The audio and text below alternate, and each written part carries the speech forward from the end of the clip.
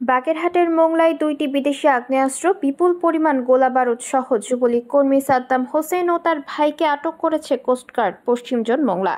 মঙ্গলবার রাতে মোংলা পোর্ট পৌরসভার ১ নং ওয়ার্ড এলাকায় অভিযান চালিয়ে যুবলীগ কর্মী সাদ্দাম হোসেনকে আটক করেন কোস্টগার্ডের সদস্যরা। পরে সাদ্দামের তথ্য অনুযায়ী তার বড় ভাই ফিরোজ আহমেদকে আটক করা হয়। এ সময় ঘর তল্লাশি করে একটি অবৈধ বিদেশি শটগান, একটি অবৈধ বিদেশি একনলা বন্দুক, ৩৮ রাউন্ড কার্তুজ, ২ রাউন্ড ফাঁকা কার্তুজ ও নগদ ১ লক্ষ টাকা উদ্ধার করা হয়। আটক সাদ্দাম হোসেন ও ফিরোজ আহমেদ মোংলা পৌরসভার সাবেক কাউন্সিলর হাবিবুর রহমানের দুই ছেলে। তারা দুজনেই যুবলীগের রাজনীতির সাথে জড়িত ছিলেন।